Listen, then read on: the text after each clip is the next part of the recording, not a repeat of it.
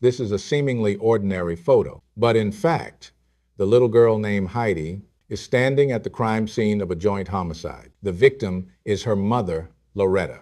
A few days ago, she was murdered in this home. The carpet still bears the traces from that time. For over 40 years, Loretta's death has remained a mystery. But what no one expected was the truth has always been hidden in this seemingly ordinary photo. Hello, everyone. Welcome to the Ma Investigation Bureau.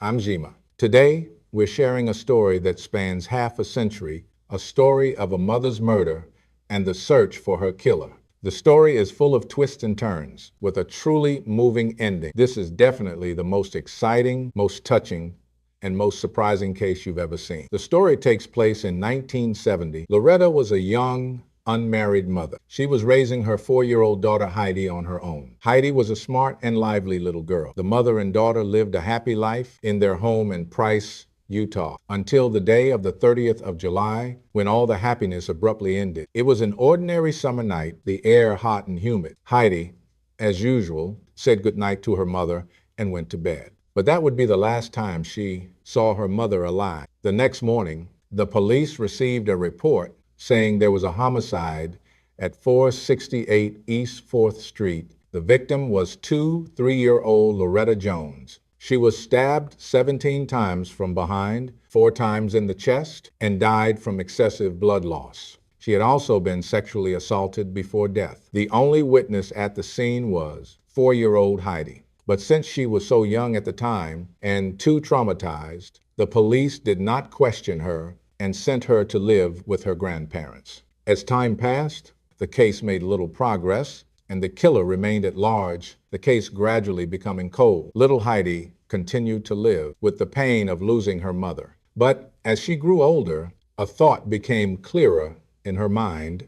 On the night Loretta was murdered, she never heard her mother's cries for help. Keep in mind, Loretta was stabbed over 20 times, so naturally she would have called for help and fought back, right? Later, she finally understood. The only reason her mother didn't cry for help could be one thing, that was to protect her. So little Heidi has always carried feelings of guilt over her mother's death. Although everyone around her told her to forget what had happened before and try to look forward, she simply couldn't forget that her mother died protecting her while the killer remained free and at large. So he quietly made a decision, determined to catch the murderer and seek justice for his mother, because he knew his mother would do anything for him as well. But at that time, he didn't realize that this decision would change most of his life's fate. Time moved on to 1989, when Heidi was already 23 years old and had reached the age his mother was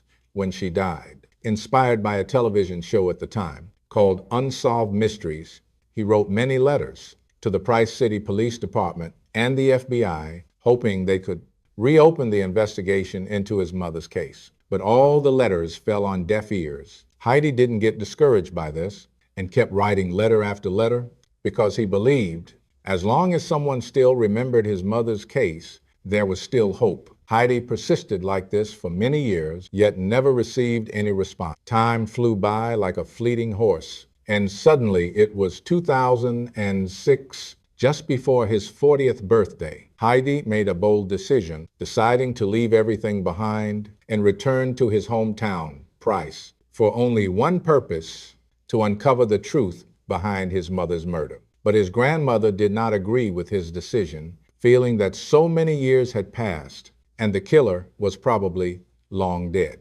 However, Heidi returned to his hometown without hesitation. He knew that if he didn't find the answer to this question, clearly he would never find true peace for the rest of his life. So after returning home, Heidi devoted most of his time to the investigation. But since he wasn't a professional investigator, he made little progress. On a day in 2009, Heidi posted on social media complaining that his car had been stolen, and took the opportunity to sarcastically criticize the security situation in America. Just like that, an ordinary post was seen by his friend from the same year, David Brewer, who replied to it. Later, Heidi learned that David had become a local detective, so he told David about his many years of searching for the killer who murdered his mother. Although David had known Heidi since childhood, he didn't know anything about Loretta. So he asked Heidi to tell him every detail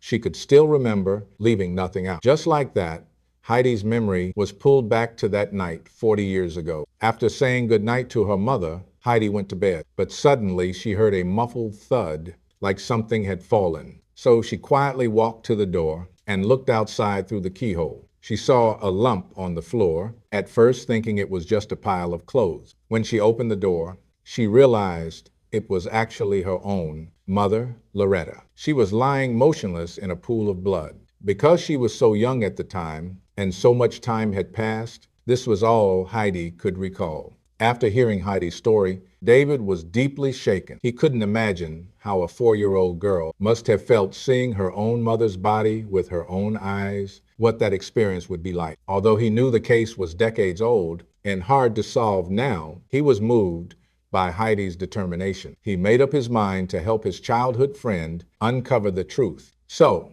39 years later, David reopened the investigation into the Loretta Jones case. Although he had expected the investigation would be very difficult, David never imagined the case might be shut down before it even began. Anyone who follows cold cases knows the first step is to review the old files to see if any clues were missed, and also to check for any mistaken evidence from back then, which might have been limited by technology at the time, making it impossible to extract useful evidence. If combined with today's advanced technology, a breakthrough might be possible. But David was told that because so much time had passed, Loretta's files were lost, including witness statements from that time, photos of the crime scene, and forensic reports. All of it was gone. This was undoubtedly a devastating blow to David. The only thing he could find were a few old newspaper reports. This really was a hellishly difficult start. But fortunately, he contacted the officers, who were among the first to arrive at the scene.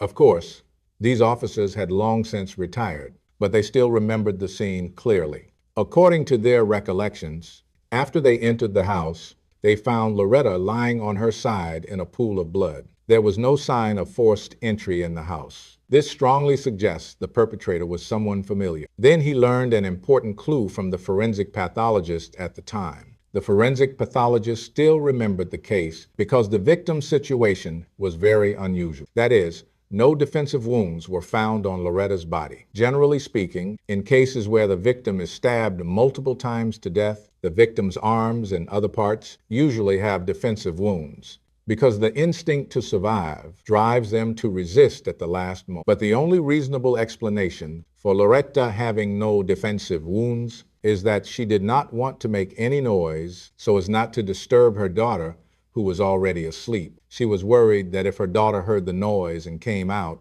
she would also fall victim to the killer. This perfectly matches Heidi's memory of her mother, not making any cries or screams. This completely matches the memory Heidi has of her mother, not screaming out in that scene. I have to say, maternal love is truly extraordinary, even surpassing the instinct to survive. He had no choice but to be honest with Heidi. With the evidence we have now, solving the case is almost impossible. We don't even have a single photo of the crime scene. This suddenly sparked a realization in Heidi. It turned out Heidi's grandmother had kept a cardboard box containing items related to the Loretta case. So he found this box, and the most striking item inside was a photo. It was a photo of Heidi standing at the place where her mother was attacked, with her mother's outline faintly visible on the ground. Although the original purpose of taking this photo is unknown now, it became the only photo of the crime scene they currently had. Next to the photo was a briefing document showing a man named Tom Egley and a policeman. According to the information, Tom was the only suspect in the Loretta case. The police detained him for 3 months, but he was eventually released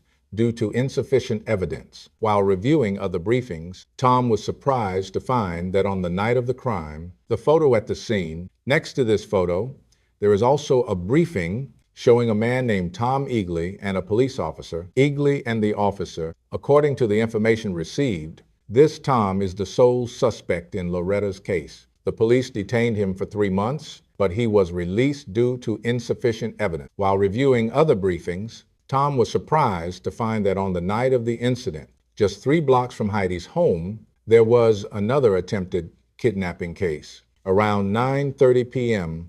on the 30th of July, 1970, 10-year-old Lori Kuller was riding her bike with her brother on the street in front of their house, and after riding alone for a while, Lori was also ready to go home. But at that moment, a man suddenly grabbed her from behind, covering her mouth with his hand. Struggling fiercely, Lori finally managed to get his hand off her mouth. Then Lori shouted loudly and desperately. At that moment, the man abandoned Lori and ran away. According to Lori's description, the direction the man fled was exactly the same as Loretta's home. David felt this couldn't be a coincidence. The criminals in these 2 cases were very likely the same person. If that's true, Lori is the most crucial witness in this case. So, David began trying every way possible to find Lori's current contact information. Meanwhile, Heidi also made a shocking discovery. It turned out that inside grandmother's box, he found a notebook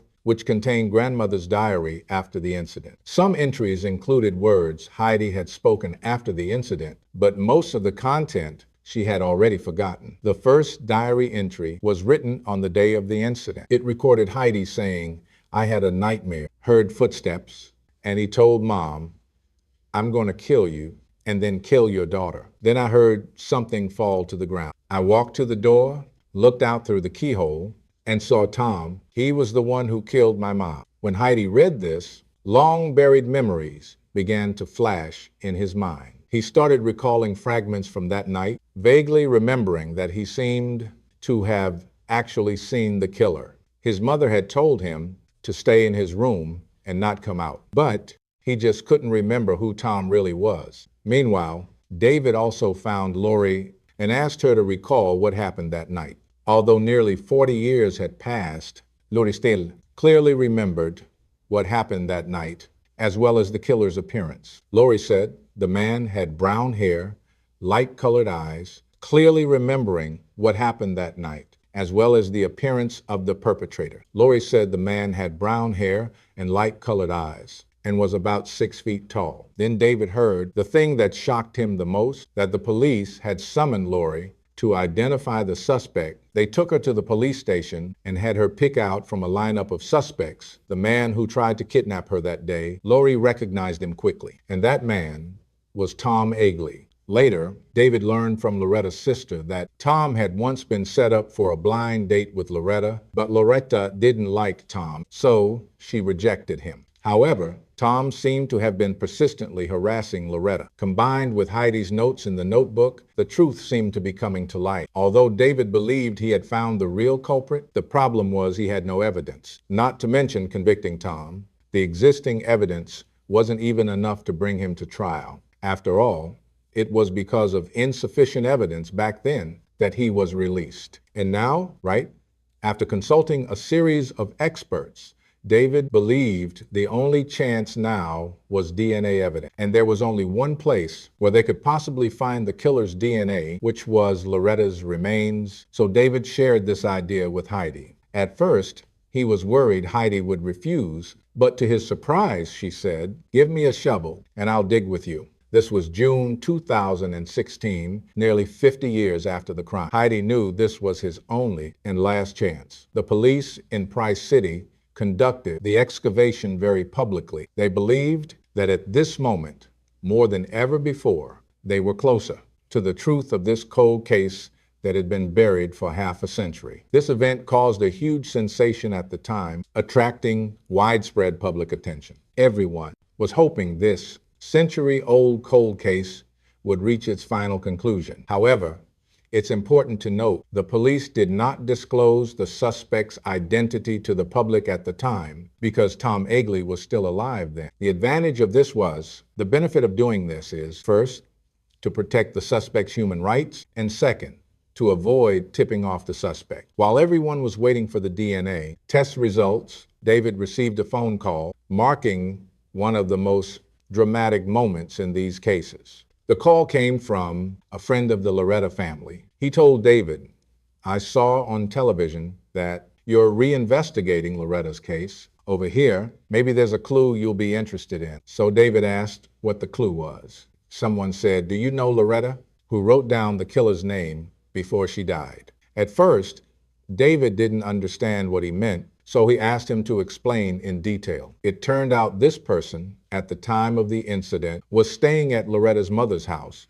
who is also Heidi's grandmother. That is, at Heidi's grandmother's house. After the murder, he went to the crime scene and saw where Loretta had fallen. Right beside that patch of snow, there were English letters written with a finger. This news shocked David deeply. His first thought was about the photo they had in hand. The photo they had gotten, so he hurriedly sent the photo to the technical department for special processing, and the result really matched what this friend said. After enhancement, 2 letters could be seen on the ground. They were T and O, exactly the first 2 letters of Tom's name. 46 years ago, Loretta left her final clue before she died, believing someone would bring justice for her. But she never imagined the killer would remain free for over 40 years. I know some people might say, with such crucial false evidence back then, how could the police have let the suspect go? Since all previous files were lost, we have no way to know if the police were aware of this clue. But even if they did know, it would have been hard to use as solid evidence. That said, death messages like this were usually only seen in detective novels and television shows before, and are extremely rare in real cases. If anyone knows of other similar cases, feel free to leave a comment and tell me. After a long wait, the DNA test results finally came back, but the results were very disappointing. After all these years, no other DNA can be found on Loretta's remains. David and Heidi's last hope has also been dashed. Mom, Loretta's case has caused a huge stir. Everyone is paying attention to it. If Tom Eagley, who was 76 at the time, really was the killer, he would definitely be closely watching the case's progress. So David decided to take a gamble using his last move, a bluff. The police heavily promoted it on television. The crucial evidence has been found, and the killer is still alive, and he will soon be brought to justice. I didn't expect this move to actually work. One day, the police received a phone call. The caller claimed to be Tom Eagley's neighbor. He reported to the police, saying that his neighbor Tom came to him that day, asking him to look after his dog because the police were coming to arrest him soon. David knew Tom had taken the bait, so he gave the neighbor a wiretap and had him try to get Tom to talk. At first, the police weren't very confident, but surprisingly, the neighbor really did it. Were you drunk? I was drunk down, and the door closed, and then I must send down for 6, okay? And that made you feel health. Like I lost it, like cut a throat, and I live. 46 years, nearly half a century of long waiting. Heidi grew from a little girl who lost her mother into a resilient woman. Her life path was forever changed by her mother's tragedy, but she refused to let it become an unsolvable mystery. Over nearly half a century, she knocked on the police station's door again and again, never missing any possible clue. She faced not only the invisible passage of time, but also the coldness of bureaucracy, lack of evidence, and countless moments of despair after hopes were dashed. But Heidi's persistence was not in vain. It was her never-give-up spirit that finally brought the criminal to justice. Tom Eagley was ultimately sentenced to 10 years in prison, life imprisonment. He will spend the rest of his life behind bars. In the courtroom, Heidi finally fulfilled her promise to her mother. This was not about revenge, but the best expression of love and family. Although it took up all of her first half of life, justice might be delayed, but it will never be absent. Love may endure long, dark nights, but it will eventually welcome the dawn. My mom mattered. My mom's life mattered. She mattered to me the most for me. It's all been about never give up. Never give up. As long as there's hope, there's a chance